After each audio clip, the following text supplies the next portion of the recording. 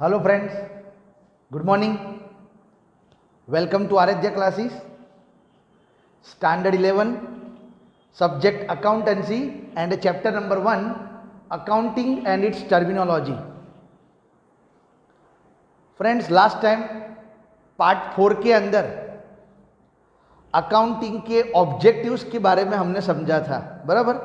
आज हमको अकाउंटिंग के एडवांटेजेस पार्ट 5, जिसमें हमको समझना है advantages of the accounting, advantage of accounting. Accounting maintain करने के लिए कितने कितने यहां पर बेनिफिट्स है वो आपको समझना है। लास्ट टाइम शुरुआत में मैंने डिस्कस भी करा था कि if we maintain the business transaction in a daily basis, so we can know the actual picture of the business. सबसे मेन बेनिफिट तो यही है कि अगर आप अकाउंट रेगुलरली मेंटेन करोगे तो आपको धंधे के अंदर क्या होगा, फायदा। आप खुद जान सकते हो कि बिजनेस की पोजीशन कैसी होगी, किस प्रकार होगी, और अगर आगे किस प्रकार का प्लानिंग करना है वो सब कर सकते हो। मतलब ये सबसे मेन पॉइंट यहाँ पर है, एडवांटेज ऑफ द अकाउंटिंग। अब मैं इसके अंदर आपको टोटल जो भी पॉइंट्स है वो भी 1 बाय 1 आपको एक्सप्लेन कर रहा हूं, तो ध्यान रखना। सबसे मेन चीज,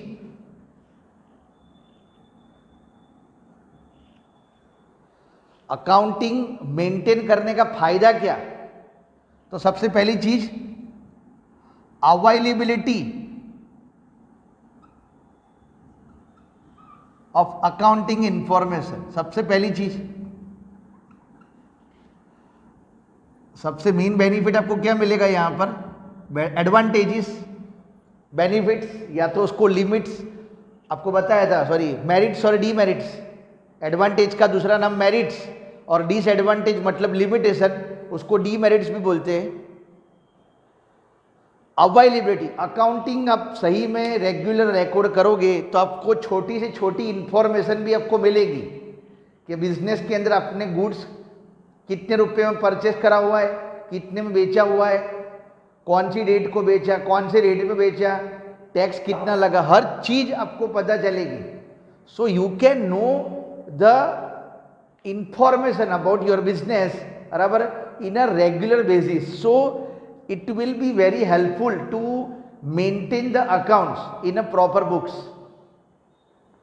अगर आपने अकाउंट्स प्रॉपर बुक्स के अंदर मेंटेन करा होगा तो आपको हर प्रकार की इंफॉर्मेशन क्या होगा, इजीली मिलेगी। That is availabilities of the accounting information, वो वर्ड यहां पर बताया हुआ है।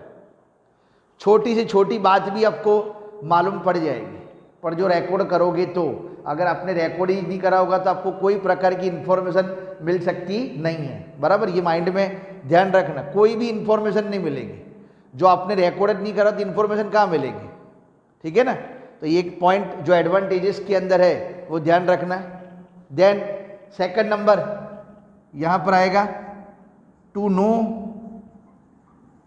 The profitability of the business.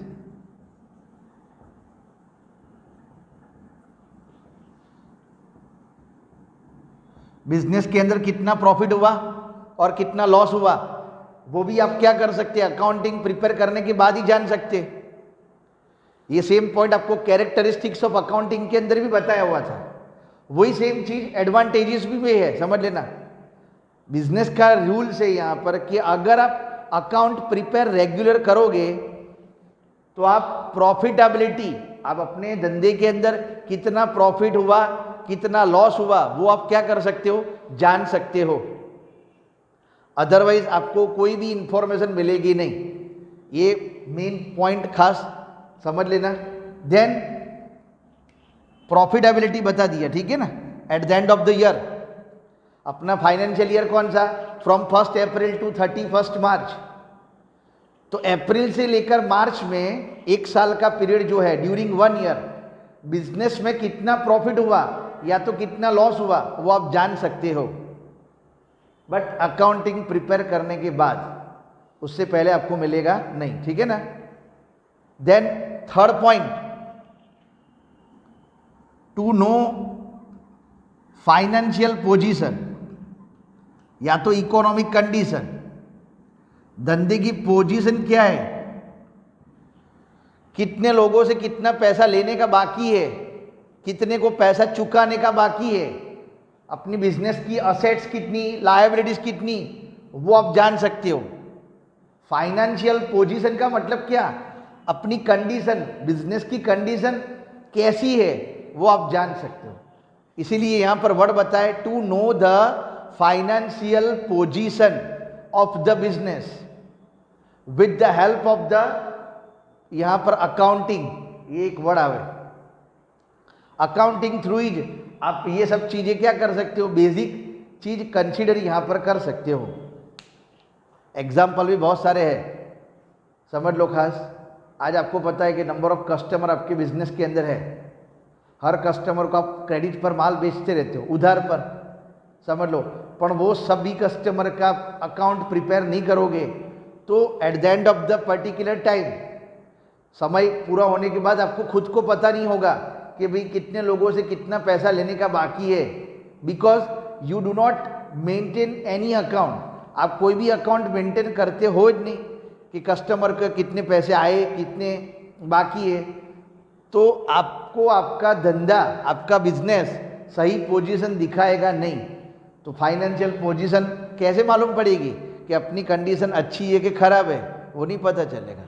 इसीलिए अकाउंटिंग आपको प्रॉपर रिकॉर्ड करना पड़े। देन फोर्थ पॉइंट, बिजनेस के अंदर फोर्थ पॉइंट के अंदर ये भी आएगा, to know the tax planning also.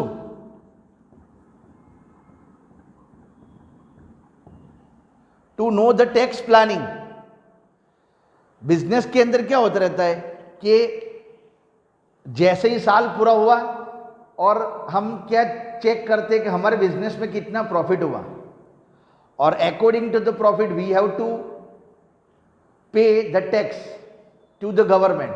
Government को टैक्स पे करना पड़ता रहता है। अब टैक्स ऐसी चीज है, समझ लो खास, आज आपको पता है कि पिछले साल मेरे बिजनेस के अंदर 20 लाख रुपए का प्रॉफिट हुआ था, तो करीबन मेरे को 3 लाख रुपए प्रॉफिट के ऊपर टैक्स भरना आया था। तो इस बार भी मेरे को कम से कम लास्ट ईयर जितना प्रॉफिट तो मेंटेन करना ही है, और करीबन मेरे को टैक्स भी इतना पे करना है। तो प्लानिंग करना पड़े, टैक्स का प्लानिंग। पर कब कर सकते हो, सही में जो बिजनेस के अंदर आपने सारे ट्रांजैक्शन को सही तरह से रिकॉर्ड करा होगा तो, अदरवाइज आप टैक्स प्लानिंग कर सकते नहीं हो, समझ लेना। मैं तो कितने लोगों को देखता हूं कि कंपनी के अंदर क्या होता रहता है कि पूरे साल बिजनेस ट्रांजैक्शन करेंगे, but they are not regular in your account. वो अपने अकाउंट के अंदर रेगुलर होते नहीं है, so they do not know about the position of the business. At last finally जब ऑडिट करने की बात आती रहती है, उस टाइम पर वो लोगों को मालूम पड़ता है कि भाई मेरे बिजनेस में तो 40 लाख प्रॉफिट हो गया, अब 40 लाख का मेरे को करीबन 10 से 12 लाख रुपये या 15 लाख रुपए टैक्स भरना आएगा, समझ लो। तो लास्ट में मालूम पड़े, उससे अच्छा पहले से ही कोई प्लानिंग करोगे तो आपको पता चले कि मेरे बिजनेस में अब मेरे को कितना टैक्स पे करना है। तो अकाउंटिंग प्रिपेयर करने का सबसे बड़ा फायदा ये भी है, ये एडवांटेज है कि आप अपने ही बिजनेस का टैक्स की प्लानिंग यहाँ पर कर सकते हो। इसलिए फोर्थ वर्ड यहाँ पर बताए, to know the tax planning also, ठीक है ना। तो ये एक वर्ड इंपॉर्टेंट है, वो भी आप ध्यान रख लेना खास। Then point number 5, accounting prepare करने का दूसरा फायदा क्या, 5वें नंबर के अंदर यहां पर आएगा valuation of business. Valuation of business, accounting जो आप रेगुलर प्रिपेयर करोगे ना, तब अपनी बिजनेस की वैल्यू डिसाइड कर सकते हो कि मेरे बिजनेस की वैल्यू अभी कितनी है। मार्केट में सबसे बड़ी चीज यही आवे कि अपना नाम, इंसान पूरे दिन मेहनत करता है, समझ लो, कोई भी हो, चाहे छोटा बिजनेस हो या बड़ा बिजनेस हो, सबका एक ज गोल होता रहता है कि अपना बिजनेस की मार्केट में वैल्यू क्या होवे, इंक्रीज होवे, कोई डिक्रीज होने की सोचता नहीं है, समझ लेना। तो वैल्यूएशन, मार्केट में अपने बिजनेस की वैल्यू कब बढ़ेगी, तो हमारे बिजनेस ट्रांजैक्शन थ्रू। आज हमारा व्यवहार बिजनेस के अंदर क्या होगा, कोई कस्टमर हो या तो कोई ट्रेडर हो, उसके साथ अपना बिजनेस व्यवहार खराब होगा तो समझ लो अपने मार्केट के अंदर वैल्यू क्या हो जाएगी, डाउन। तो अपनी वैल्यू डाउन तो ऑटोमेटिकली अपने बिजनेस की वैल्यू भी क्या हो जाएगी, डाउन। बराबर, तो दोनों चीज एक दूसरे के साथ कनेक्टेड है। इसीलिए अकाउंटिंग रेगुलर रिकॉर्ड करने से आप अपने बिजनेस की सही वैल्यू यहां पर डिसाइड कर सकते हो। ये पॉइंट 5 नंबर पॉइंट जो एडवांटेजेस है, फायदा तो हर जगह पर रहेगा पर उसके लिए आपको रेगुलर रहना पड़े। बराबर, सेम चीज आप स्टडी के अंदर भी करो, जितना आप रेगुलर स्टडी करोगे तो उसका बेनिफिट आपको लॉन्ग टर्म मिलेगा। पर अभी आप स्टडी को इंपॉर्टेंट नहीं दोगे तो उसका बेनिफिट आपको लॉन्ग टर्म मिलेगा नहीं। बस ये चीज सेम अकाउंटिंग के अंदर भी यही जाता रहता है। Next 6 number point, decision making. धंधे के अंदर क्या कर सकते हो आप, कोई भी प्रकार का डिसीजन ले सकते हो। नॉर्मली सिंगल ओनर, एक व्यक्ति बिजनेस संभालता हो तो उसको बोलते sole proprietorship form. Sole proprietor मतलब सिंगल ओनर, 2 और 2 से ज्यादा पर्सन मिलकर कोई भी बिजनेस करे तो उसको बोलते पार्टनरशिप फर्म। क्या बोलते उसको, पार्टनरशिप फर्म। तो नॉर्मली यहां पर वर्ड लिखा है कि आज कोई भी धंधा हम करते हैं, बिजनेस रिलेटेड कोई भी प्रकार का डिसीजन हो हम अपनी तरह से ले सकते हैं। पर कब ले सकते, अकाउंटिंग जो आपने सही तरह से मेंटेन करा हो तो। बराबर, डिसीजन की बात करने जाओगे तो बताऊं, अगर आपने रेगुलर कोई भी अकाउंट मेंटेन करा हो तो आपको पता चलेगा कि भाई 6 महीने के बाद मेरे कंपनी के अंदर अभी 5 लाख का प्रॉफिट है, तो वो प्रॉफिट को आप दूसरी कोई जगह पर इन्वेस्टमेंट करना चाहते हो तो इन्वेस्टमेंट का डिसीजन ले सकते हो। अगर कोई मशीनरी खरीदना चाहते हो तो वो भी खरीद सकते हो। मतलब we can take our own decisions with the help of the accounting. हम अपनी अकाउंटिंग सिस्टम की वजह से ही हम अपने बिजनेस के अंदर जो इंपॉर्टेंट डिसीजन है वो हम ले सकते हैं। बराबर, तो ये 6 नंबर पॉइंट जो यहां पर एडवांटेज ऑफ अकाउंटिंग के अंदर यहां पर आएगा। ठीक है ना, समझ लेना खास। दूसरी एक मेन चीज जो पॉइंट नंबर 7 के अंदर यहां पर आता रहता है, अगर आप सही में जो अकाउंट को रेगुलर प्रिपेयर करोगे तो फायदा क्या रहेगा, comparison with your past transaction. Comparison with your past transaction. आज बिजनेस के अंदर all transactions are done, only economic transactions can be recorded. धंधे के अंदर जो भी ट्रांजैक्शंस होते सारे ट्रांजैक्शंस कैसे होते, इकोनॉमिक। नॉन इकोनॉमिक ट्रांजैक्शंस तो कोई भी जगह पर रिकॉर्ड होता नहीं है। कंपेयर, पास्ट में कितना प्रॉफिट था, पास्ट में कितना टर्नओवर था, पास्ट में हमारा खर्चा कितना था, पास्ट में इनकम कितनी थी, तो वो पास्ट जो भी ट्रांजैक्शंस हमने रिकॉर्ड करा होगा वो ट्रांजैक्शन को प्रेजेंट के साथ कंपेयर कर सकते हैं। Even we can change also in futures. समझ लेना, पास्ट ट्रांजैक्शन थ्रू हम फ्यूचर के अंदर अगर कोई भी जगह पर कुछ चेंजेस करना चाहते हो तो वो चेंजेस भी यहां पर कर सकते हैं। क्या बोल रहा हूं, अगर कोई भी प्रकार का चेंजेस करना चाहते हो तो चेंजेस भी हम यहां पर कर सकते हैं। पर कब, पास्ट सही तरह से लिखा होगा तो। अदरवाइज हम पास्ट ट्रांजैक्शन को प्रेजेंट के साथ कंपेयर कर सकते नहीं। कंपेयर का मतलब क्या, तो आज पिछले साल मेरा अप्रैल मई और जून मंथ में टर्नओवर था सपोज 2 करोड़, आज अप्रैल मंथ और जून के अंदर टर्नओवर यहां पर करीबन 4 करोड़ है। तो क्या हुआ, ये कंपैरिजन हुआ।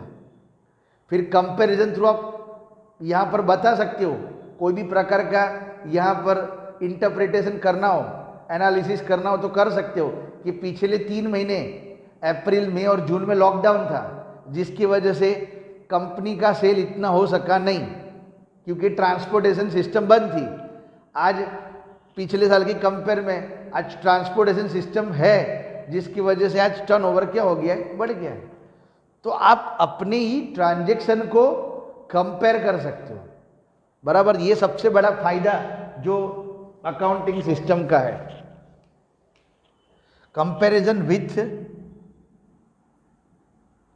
विथ योर पास्ट ट्रांजैक्शंस, ठीक है।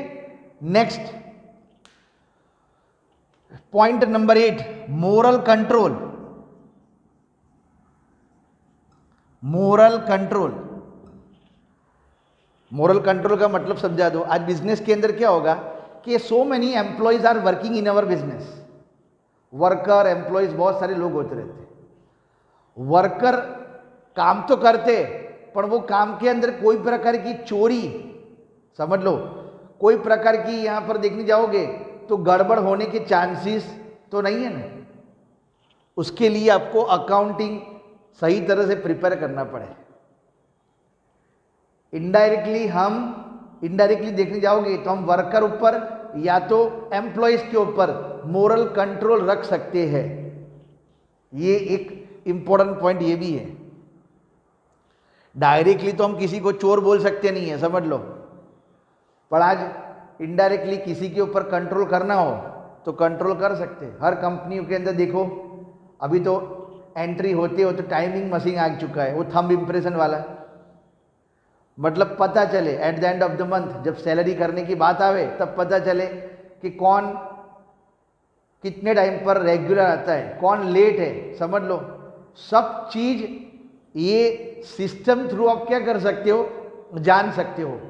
पर आपने जो कंट्रोल रखा हो, तो कंट्रोलर नहीं होगा तो क्या होगा, आपका बिजनेस कहाँ जाएगा, कौन सी पोजीशन पर खड़ा होगा, वो आपको पता चलेगा नहीं। इसीलिए बिजनेस के अंदर तो इंपॉर्टेंट चीज यही आवे कि कंट्रोल रखो। जितना कंट्रोल रखोगे, ऐसा नहीं है कि टॉर्चर करना, किसी को प्रेशराइज करना, बराबर। मेन इंपॉर्टेंट चीज आज हमारी कंपनी का नुकसान ना होवे, उस प्रकार का काम हमको करना है। दैट इज मोरल कंट्रोल, हमको हर एम्प्लॉय के ऊपर रखना है, बराबर। तो ये सारे एडवांटेजेस जो 8वां पॉइंट बताओ। और एक लास्ट पॉइंट, ऐसे तो एडवांटेजेस बहुत सारे हैं, एक लास्ट नंबर 9 नंबर का पॉइंट भी आपको बता देता हूं। To avoid and to detect fraud and error. To avoid error and fraud in business. Business के अंदर कोई भी प्रकार की एरर मतलब भूल तो सबसे होती रहती, इंसान है तो भूल तो होगी। अकाउंट लिखने वाला भी होता कौन है, अकाउंटेंट, समझ लो।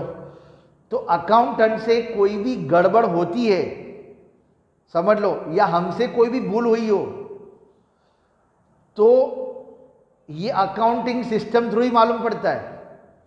पर आप रेगुलर हो तो, नहीं तो भूल तो बिजनेस के अंदर कभी भी कोई भी टाइम पर होगी।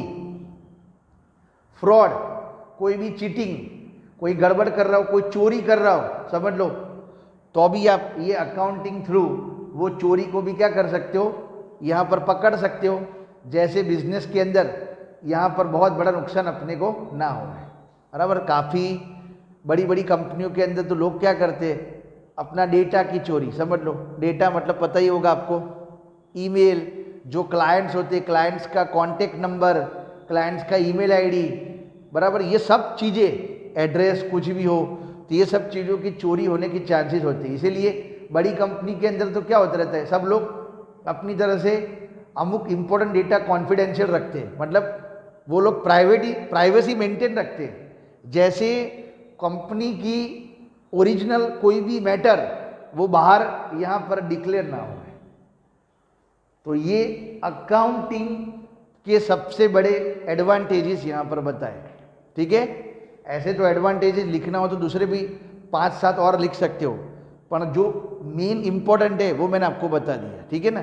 तो ध्यान रख लेना खास, ये जो भी पॉइंट मैंने बताया हुआ है आप नोटबुक के अंदर लिखना, बराबर। बार बार मैं बोल बोल करता हूँ, जैसे आपको पता चले हर चीज़। एडवांटेजेस जो आपको 1 मार्क में पूछे तो ये 2 पॉइंट इंपॉर्टेंट लिख देना। 1 मार्क में पूछे तो with the help of the accounting we can know the profitability of the business as well as economical condition या तो फाइनेंशियल स्टेटस ऑफ द क्या आएगा बिजनेस। अगर 1 मार्क में पूछे तो इस तरह से आप ये 2 पॉइंट बता दोगे तो अभी क्या होगा चलेगा, पर 2 और 3 मार्क में होवे तो इस तरह से आपको ये 5-7 पॉइंट आपको लिखने के हैं, ठीक है। Okay friends, thank you.